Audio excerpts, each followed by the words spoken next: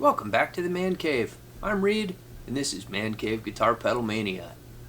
It's time to start another guitar project. Ritchie Blackmore is a huge hero of mine. He first came to my attention actually through my love of all things Dio, and then I really got into Rainbow, and it was only much later that I listened to his work with Deep Purple. Ritchie is known for playing a scalloped fretboard Fender Stratocaster. Well, I've never attempted to scallop anything, so I didn't want to start off with something that was big and expensive. Luckily, there are a lot of cheap guitars on the market, and I've seen a lot of videos on Glarry guitars, which I never would have noticed if somebody in a comment on one of my builds hadn't suggested that I contact Glarry and ask them to send me an instrument. Well, I didn't do that. I bought this with my own hard-earned money, but it was $71. $71! I don't understand how that's possible to have an entire guitar for $71. So we're going to see if I can take this cheap $71 Glarry Stratocaster knockoff and make a Ritchie Blackmore inspired shred machine out of it. Now, I will mostly be using materials that I already have out in the shop. I have spare tuners laying around, I have pick guards and pickups, so there won't be a lot of additional cash outlay, although I may want to buy a better bridge for it. We'll see once I get to looking at it. So, enough yakking, let's unbox this thing. Now, first thing you'll notice, this is the first guitar I've received in a long time that was single boxed. Usually these boxes are put inside other boxes for protection, but I guess when you're selling a guitar for 70 bucks, you cut every possible corner. And I should say that was $70 with shipping included.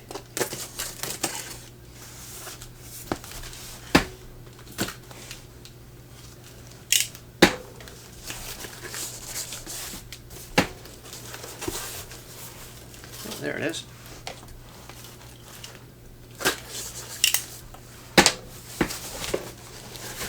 Yeah.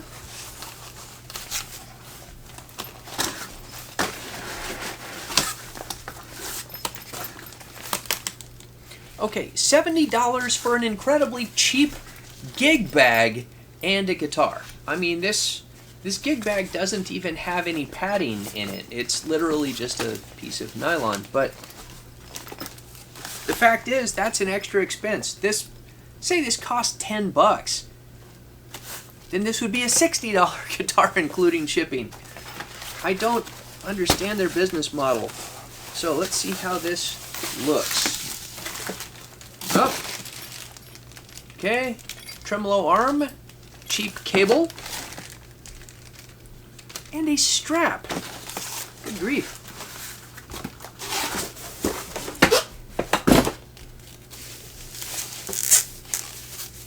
Well, I can tell you right now, it's very, very light.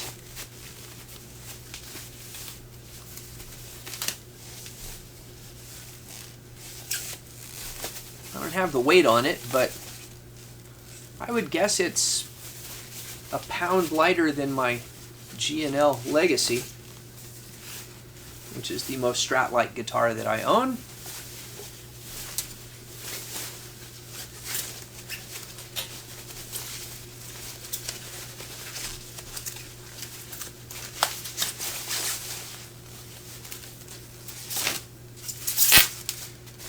I have a lot of maple fretboard models, but I wanted to get a rosewood fretboard because I thought that was more Ritchie.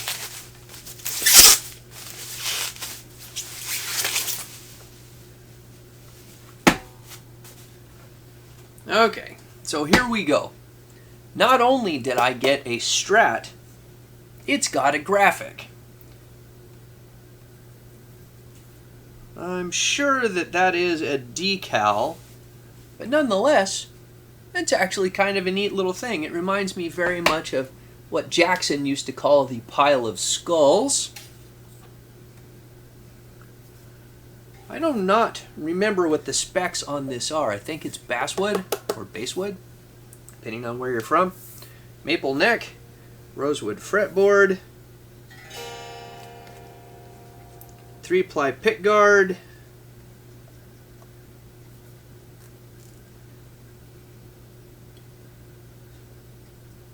it's got a screw-in tremolo arm. These are not the worst bridge saddles I've ever seen on a guitar, surprisingly. Volume, tone, 5-way switch. Okay, it's got 2 string trees.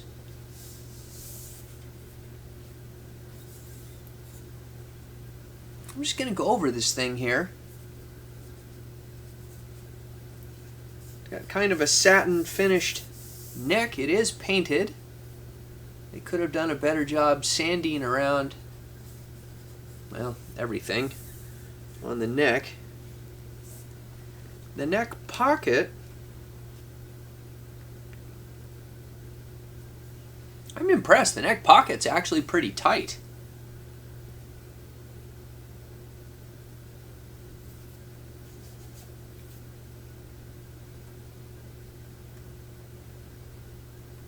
Alright, for those of you who don't like small tremolo blocks, you would not be very impressed by this tremolo. It's got a tiny little tremolo block. Okay, again, I may upgrade that if I need to. So, actually,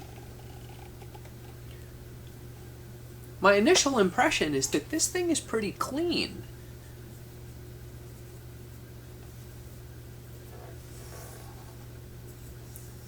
They definitely could have spent some extra time sanding the neck. I'm sure that is just a straight up plastic nut. I know I've got spare nuts in the garage, so I may just upgrade that. Man, not a lot of fret sprout. That's kind of impressive at $70.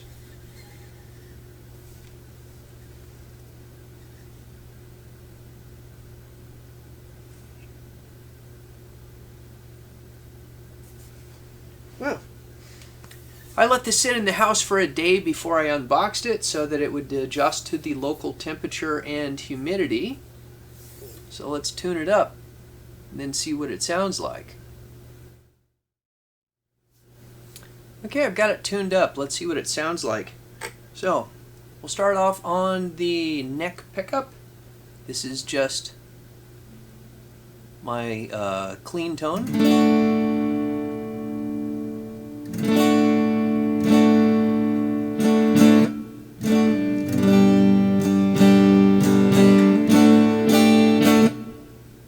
Pretty quiet. They're not very high output, that's for sure. Neck and middle.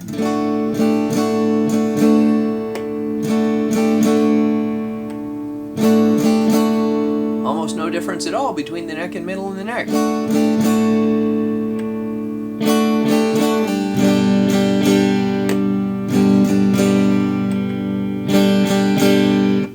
And I've heard of balanced pickups before, but that's insane. Okay, so the neck and middle pickups sound almost identical. That's weird. Bridge and middle. And bridge. Man, the volume level dropped considerably on the bridge.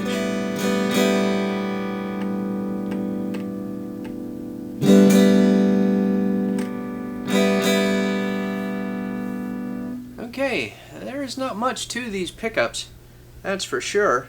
Let's try it with a little overdrive. It's the neck pickup.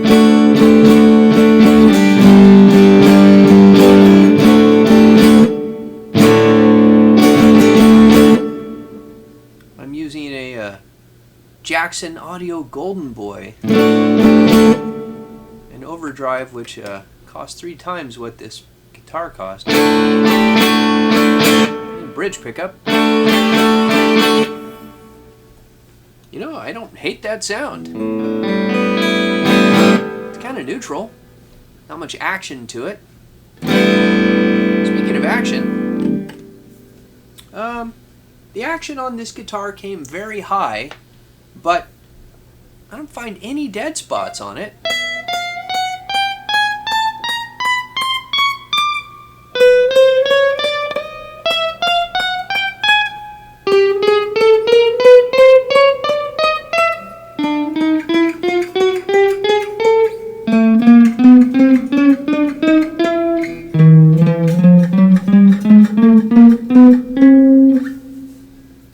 So, does it fret out?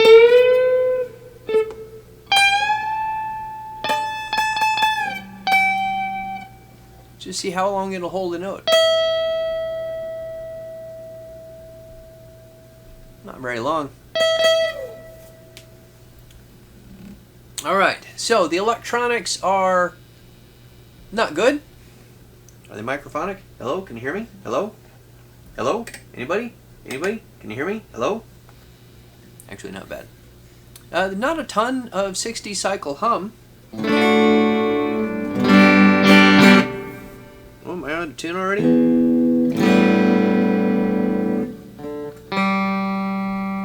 Yeah.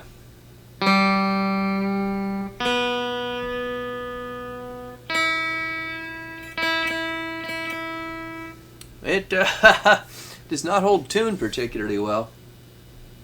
Alright. Well, I have some tuners in the shop that I'm pretty sure will fit. I'll replace this nut with a real nut of some sort. This cheap plastic nut. I don't know if you can see this, but the oh, hold on.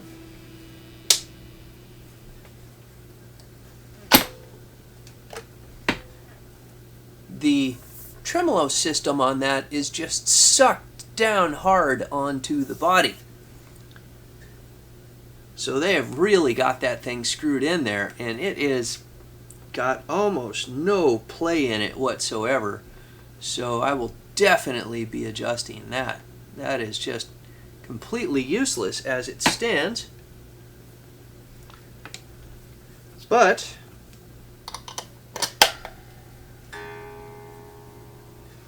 the strange flip side to that is, unlike a lot of cheap guitars with tremolos, it doesn't really go out of tune.